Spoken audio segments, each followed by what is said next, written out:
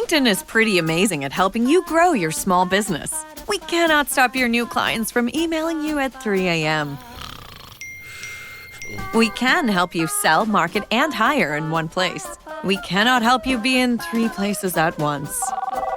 And while we can't help you organize your calendar, LinkedIn can help you land more clients so you have a calendar to organize. Grow your small business on LinkedIn. Learn more at linkedin.com/smallbusiness. This summer, soccer is here, and so are the watch parties. And Uber Eats has your game day essentials covered with 30% off orders from Aldi, Kroger, and Dollar General. Everything you need to keep your crowd happy, delivered straight to your door. Chips, dips, fresh ingredients, and more. Order in so you can lock in for the games. 30% off your grocery order, only on Uber Eats for a limited time. Hello and welcome to I Talk to Ghosts. I'm your resident medium, Jennifer, and I am so excited to share another in-studio medium reading with you tonight. If you're new to my podcast on Sundays, when I'm able to, I share my work as a spirit medium, so not only can you get a glimpse of how I work with spirit, but I also love to share the messages that come through. I feel so honored to be able to convey these messages to my guest, as well as to any listener who could take comfort and benefit from them as well. Tonight, I am joined by my guest, Jennifer. So yes, 2 Jennifers in the spirit parlor tonight. Now, in the past, I have done readings for her son, Rugar, and Rowdy. So she wanted to see what connections could come in for her. And this goes to show how every reading is unique and beautiful, and we just don't know what to expect. I hope you enjoy tonight's session.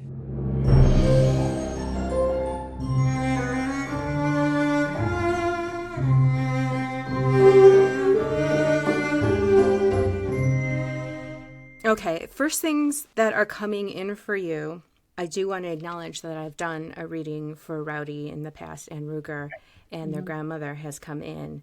And she's here and she's got this bright warmth and support for you. But there's also a male coming in who's also saying that he's proud of you, even if maybe you wouldn't believe it. Does that make sense to you? Yes. Was this a romantic partner of yours, a husband, or? No, it could be Rugar and Rowdy's dad. Okay. Because he's coming in hat in hand, but it wants to say that, like, he is so proud of you, even if you wouldn't believe that would be coming from him. Does that make sense? Yeah, that sounds like their dad, yeah. Okay.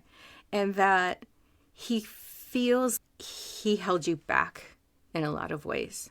He wanted to acknowledge that. Okay, yeah, that makes sense. And I was very young when we got married, and yeah, there were a lot of issues. Oh, it's having this sense of motion and him being like away, this distance. He was a long haul truck driver. So that makes sense. Yes. To me, Yes. Connecting it that way. And he said things were messy. Yes, they were messy. Literally and figuratively. And he just wants to acknowledge how his influence wasn't the best.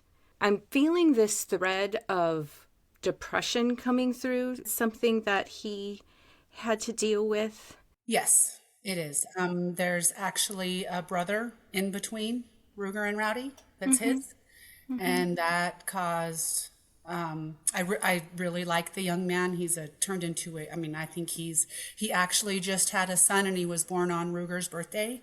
So yeah, there was a lot of mess in our 12-year relationship. Okay. Yes. Complications. Yes. Okay. But he was one of the funniest people you will ever meet. And that's where Rugar and Rowdy get their sense of humor. For sure.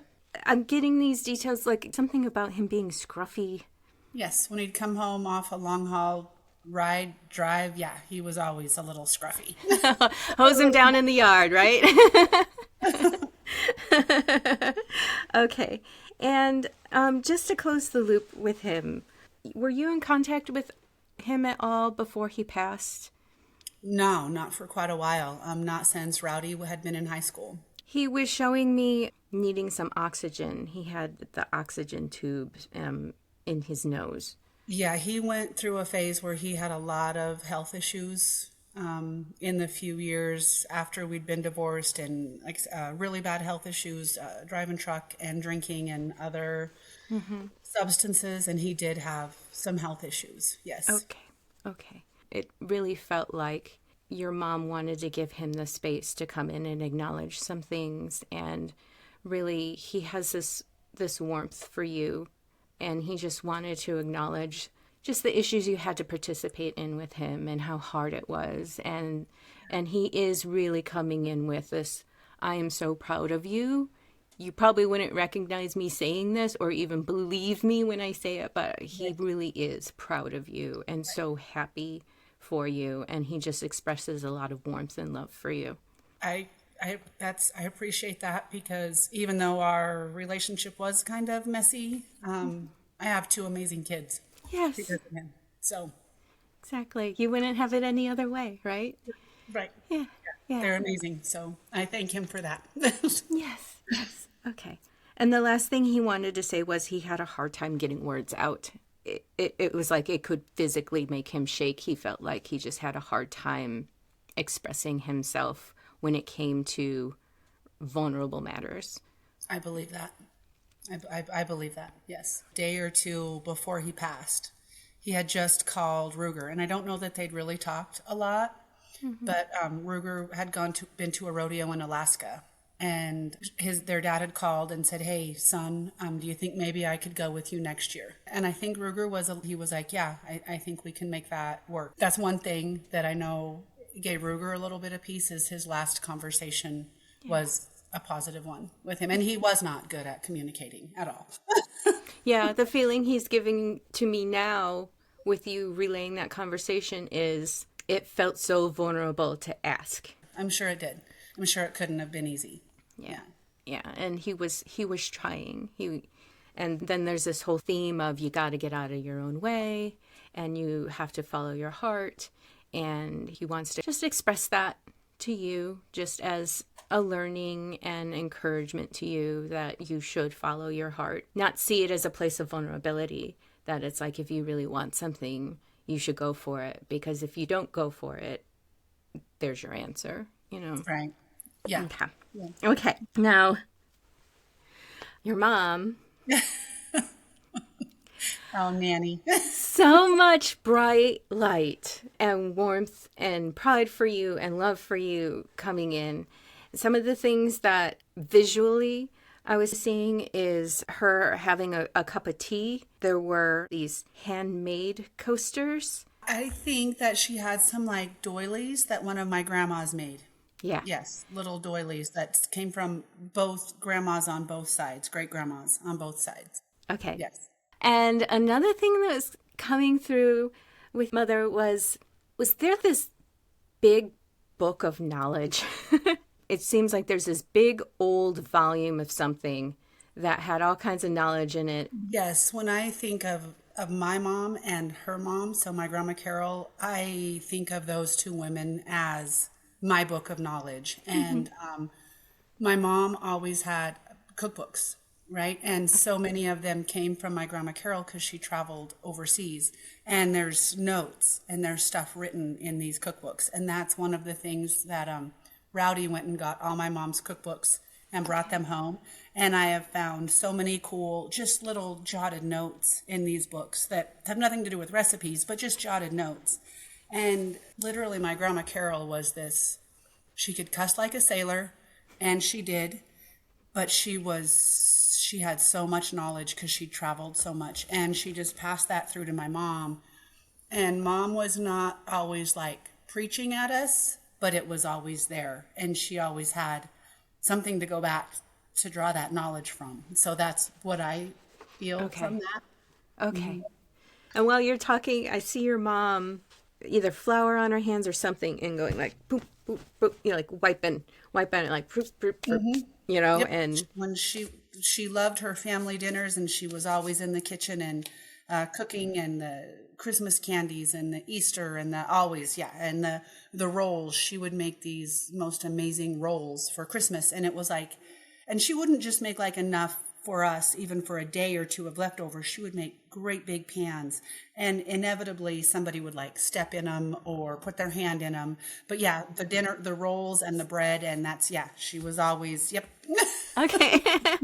Speaking of candies and stuff, it was being shared with me. She would bring over like a special treat, and it would be there, and you'd be sitting there and everyone would have one, and then it's kind of like, well, I'll just have one more. Or I'll just have one more. Chewy candy, caramel. Caramels. Homemade caramel. Yeah, all right, chewy. Yes. The caramels were huge. Yes.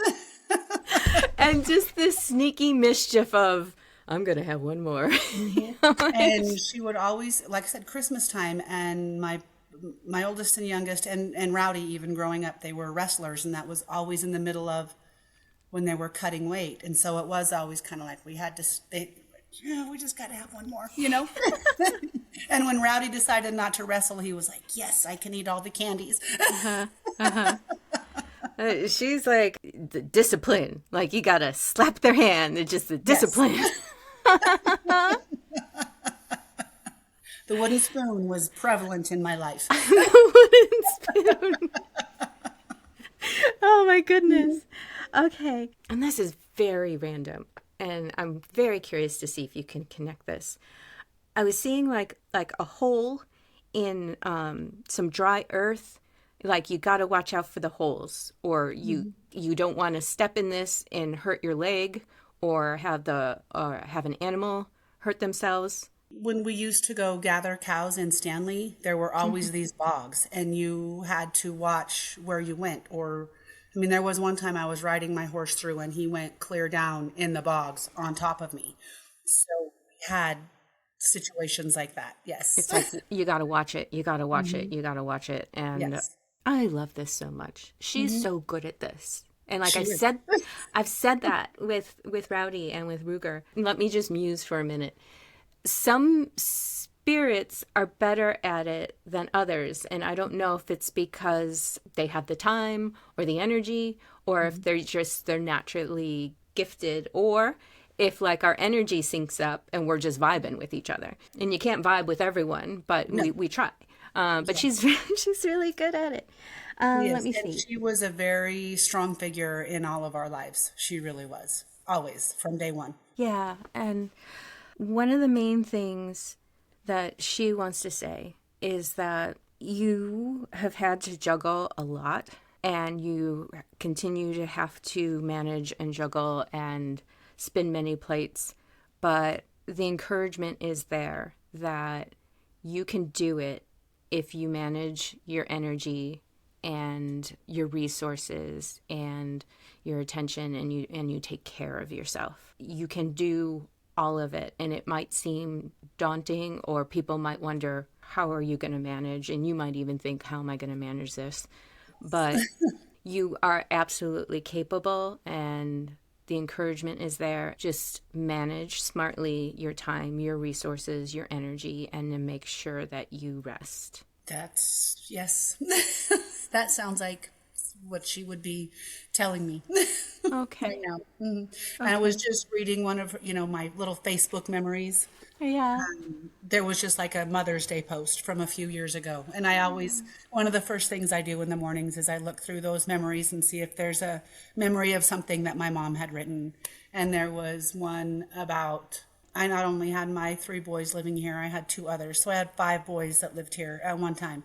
And she was just saying how she didn't know how I handled it all, getting them to all their things and doing all the stuff. But I always was able to do it, and that she was proud of me. So that kind of just echoes that little memory that I had this morning. Oh, that's great. It's wonderful that you do that in the morning, because so many people, as soon as their eyes open, what do I have to worry about? What do I have to take care of? What do I have to watch out for? Pick up their phone, they're reading their email, they're reading their text, they're reading the news, and they lose their day. They lose themselves. So for you to connect with her and this goodness, Yes. it's just such a wonderful thing for you to do in the morning. She had such a way with words, and not only just speaking, but the way she would write things. And I always like, gosh, I just wish I had my mom's way with words, because, she would write these little messages to, and since she passed, I've had so many people that would still share those messages that my mom had sent, like, oh my gosh, I was going through this and your mom sent me this message, and it was just,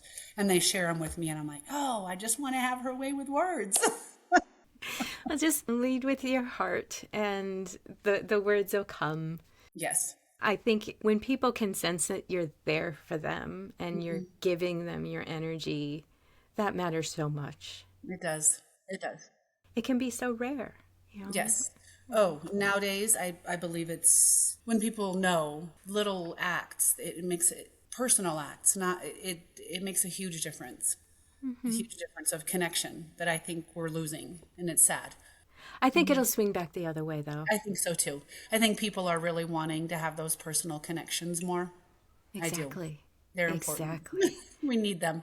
Yeah, the more we're lacking it, the more we crave it. And hopefully that craving will influence people to also be that source for others, because to initiate the connection. Yes, Yeah. it's huge. Okay, what is this? She's coming in with some silliness. She was the nanny. She was the overall caretaker of everyone in her world. But when she would let down that guard a little bit, she had this wit about her that and it was sharp. I can just see her sometimes snapping that head around with a quick little jab at somebody, and it was, you knew it. It was coming. You booked this reading a little while ago, and I was thinking about it one morning when I woke up. I'm in my bedroom, and all this, as I'm thinking about you, I smelled this floral scent that turned kind of fruity, not quite tropical, but more like strawberry or sweet. And when something like that happens, I feel I'm already opening the space by giving you my attention, Yes. And I looked around the room. I'm like, I don't have anything in here that would make this scent. Right. So I had to convey that to you. So can you connect that? Yes, my mom was always into candles, and she loved her flowers and the floral. Because I went to her house today and got some of her candles, and the one that I have burning back here is one that is like a mango, I think, something mango, and she loved her flowers, and she always had the raspberry patches, and so she always did have those springy, fresh smells in her home. Wonderful. Especially in the springtime. Yes, Yeah. and she loved her flowers. She had the most beautiful flower gardens ever. Okay. She was amazing. Yeah. It doesn't happen very often, but when I get an actual scent in my nose, it just feels, it's so powerful because it's so physical. Yes, and it brings back so many memories. Yeah. Scents do. Yes. But she loved her candles. Yes. Yes. Amazing. She's also coming in with the sense of fairness about her.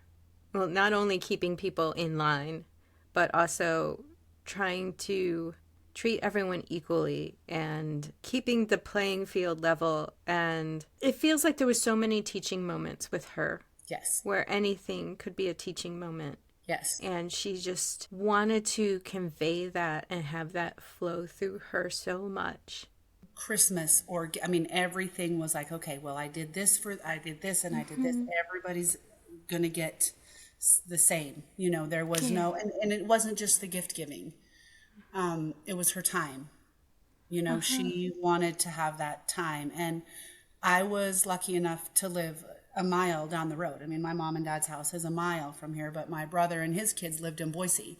And so my kids, they could just march through the field and go have their morning coffee, hot, whatever, with Nanny and Papa.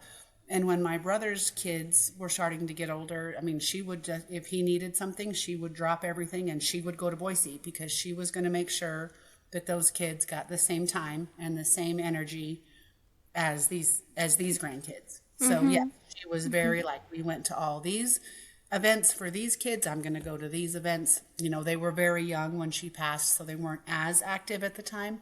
But yes, she kept track of everything, you know, and she did. She had such a sense of do the right thing for everyone, even if they can't do it back. But I'm going to help and do the right things for the people that need whatever it was she could help them with. Yes, she was very much about fair and equal treatment to everyone. Well, now she's joking that, well, you were her favorite. Nanny, nanny, nanny. But seriously, you could make her light up when you were in the room with her. Oh, that makes me happy. Yeah. That does. And she does have that sense of specialness with you. When you were talking about Christmas, I was hearing this music. My mom was a Christmas fanatic. I mean, she had my dad putting up Christmas lights in October. Her house was just this. I've tried. I can't. It looks like I just threw stuff on the shelves. But my mom's Christmas layout was, and it took her, I tried to go find the stockings. So if she can tell you where the stockings are, I'd be wonderful. Okay. But I went, like I was trying to dig through her Christmas stuff, and I spent hours, and then trying to put it back. I was like, oh, so I called my dad. Dad, I was downstairs going through the Christmas stuff, and I couldn't get it all put back like Mom had it. I'm sorry, bye. The house was just this Christmas wonderland, and she loved that, and she always had music playing at the house. And her little radio that she had when she was still alive, it's still, my dad has not turned it off. It's still playing at the house. He has not, her ashes are sitting right on top of it, and the radio never gets turned off. I'm seeing two things that come to mind asking the stocking question. Perhaps look for a red box. Okay. And also, it feels like they're with other fabrics, like with the tablecloths and stuff. Oh, that would make sense. I'm seeing them folded with other things. Okay, and she also had this really cool advent calendar that we stitched all the little pieces by hand, and that's another thing. So it would make sense that those, and they were all with little cloth and little, you know, little advent that we'd hang, and they were all hand stitched. So that would make sense that all those things were together, because she made each of her grandkids a handmade stocking. So it would make sense that those would all be in the same vicinity. Yeah. And she's chiming in that you have to protect fabric differently from other things, like from moths and things like that, and mold. And Yes, because they're in the basement. So that would make sense. oh my gosh. So you have to update us if you find them. I'm going to send you a picture when I find them. Yay. I do have other messages I wrote down for you, but I do want to ask you if there was someone else you were hoping to connect with tonight. It feels like there are multiple people. There are, and there's so many good friends that I've lost, and just connections. There's so many that I don't even know. But yeah, I lost a really good friend. His name was Rocco it was a year ago in December. Rocco feels like he never changed. No. You know, like he was always a kid. Like he's... Yes. And we had been friends since we were little kids. That's how he's coming through. He's coming through with, wow, you're still the same guy. He was a prankster, and it was always about the long game. His jokes and his pranks, it was a long game. You might get a little bit of it today, but 3 weeks later, the joke is probably still going on. And that was all through his adult life. And he knew your mom too? Because it seems like they're just two jokesters in heaven, you know?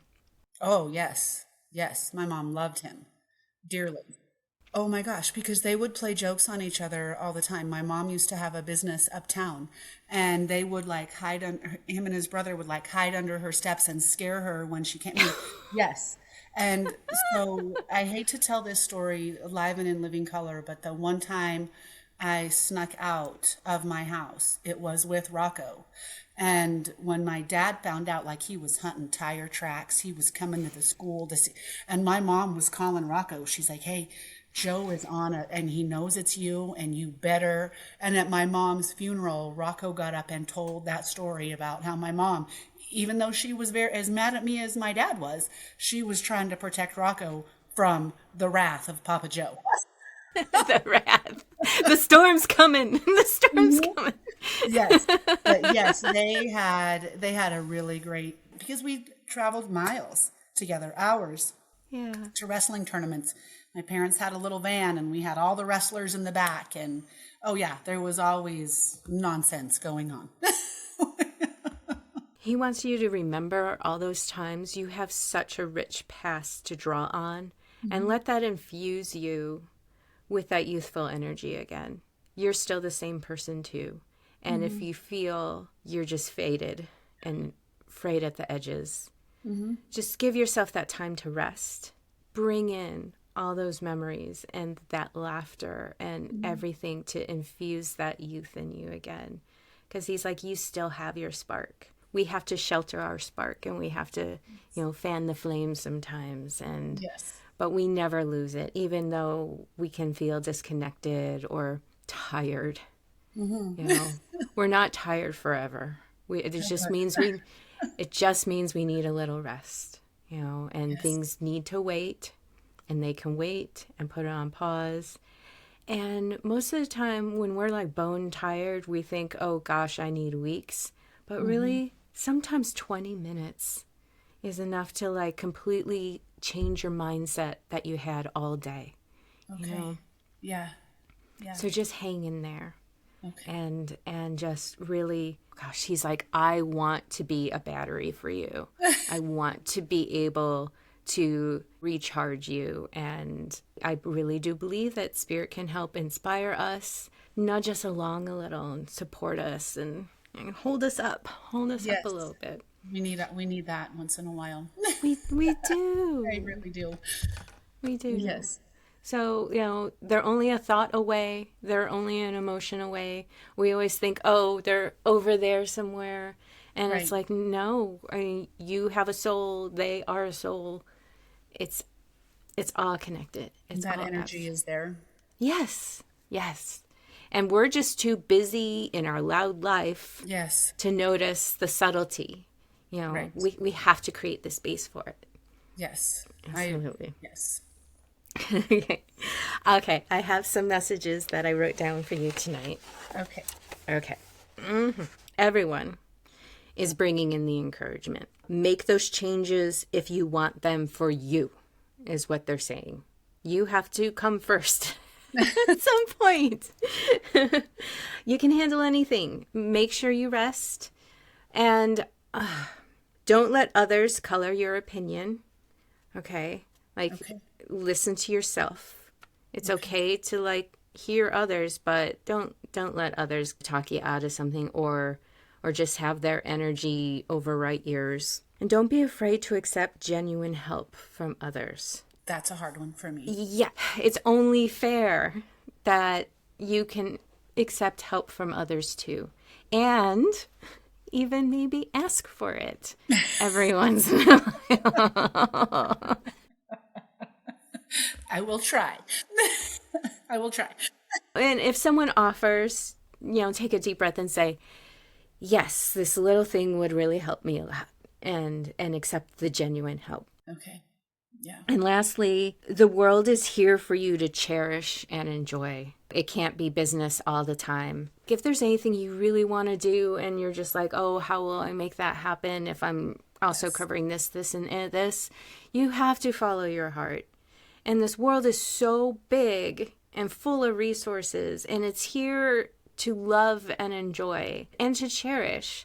So if there's anything that is just so much weight on you, take that time to put it down for a little while, because the world can wait, so that you can also play and go crazy and be nuts.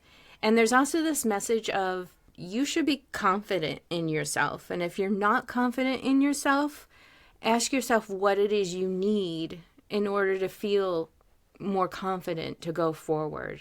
And it could just be encouragement from others. It could be learning a little bit more. It doesn't need to be giant steps, but know that what you're capable of does not require any kind of validation from anyone else or anything like that.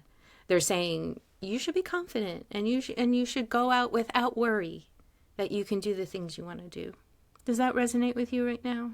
Yeah, it really does. Yes. Okay. It does. Yeah, Okay. that's huge right now because I've been through a whole raft of things in the last year, thinking we were going to have a restaurant, that we were days away from opening, and there was a fire and everything fell apart. And then my partner went back to drinking, and it's just been a constant snowball. And I'm like, I have to at some point step away from this situation, just even if it's just for a couple, I don't know, 20 minutes, 20 days. Yeah.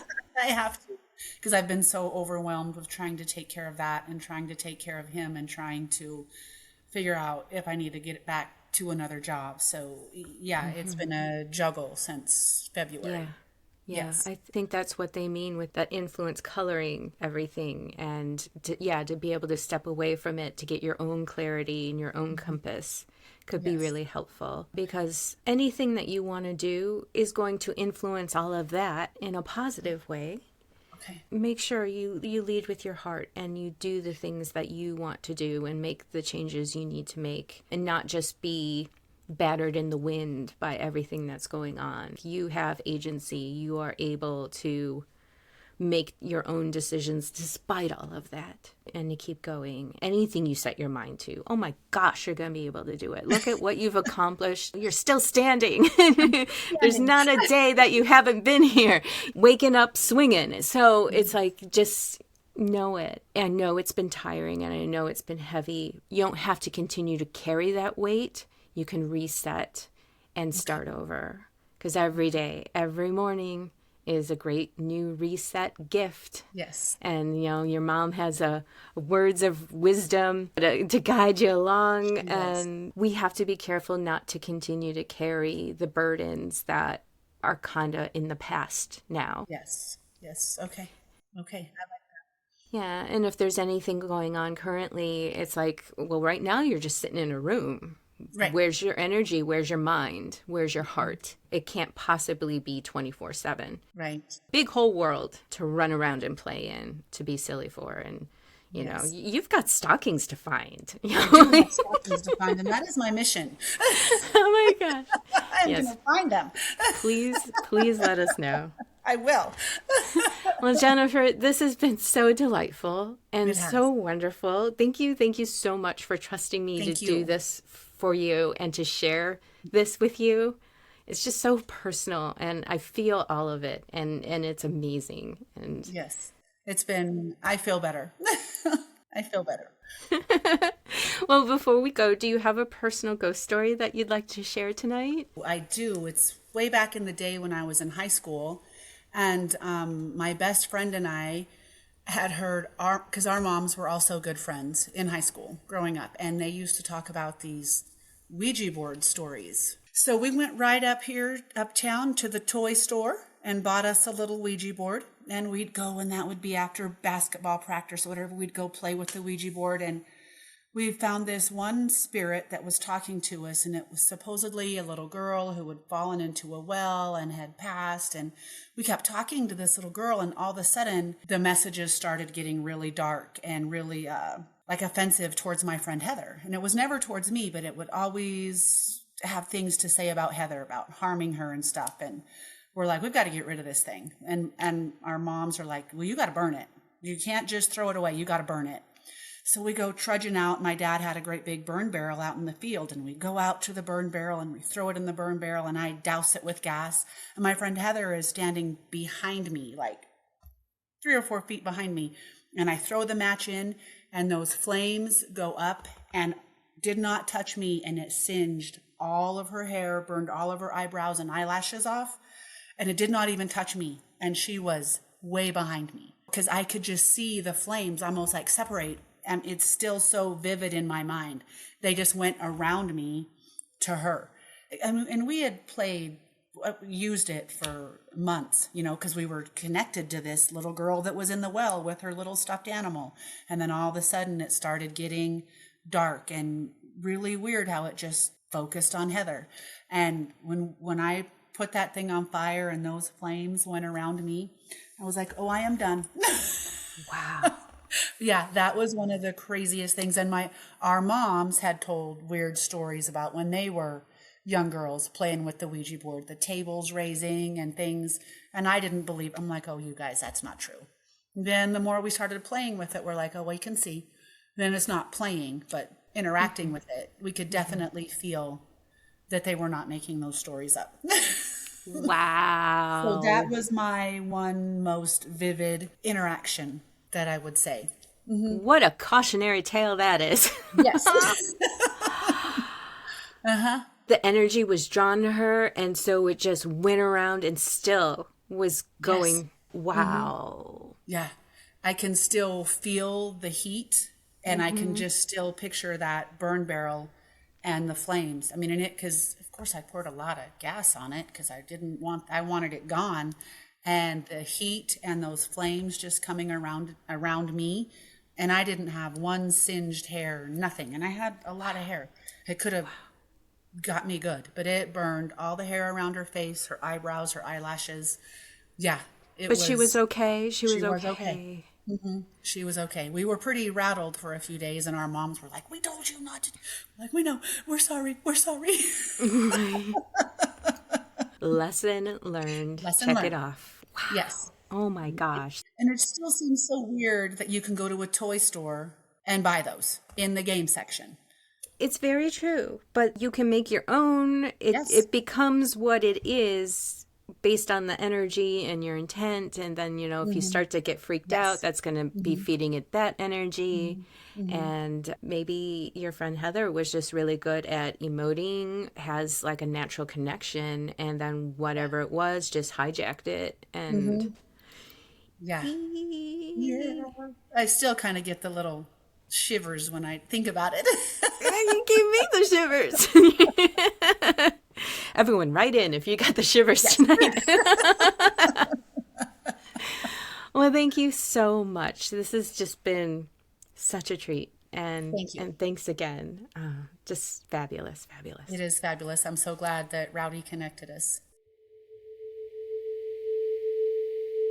That concludes tonight's reading. If you're interested in having a session with me, I have a few appointments still available in July, and I will continue to open up more dates as I go. You can visit italktoghosts.com/readings to explore appointment options. If you feel called to sit for a reading with me, of course, I would love to meet you. There's also a sign up on my website to possibly have a free reading with me. Visit italktoghosts.com/guest. Thank you so much, and I'll see you on Tuesday in my spirit parlor for more discussions on the clairs and tips on how you can blend your own gifts for a more powerful, intuitive connection. I'll see you then. Take care.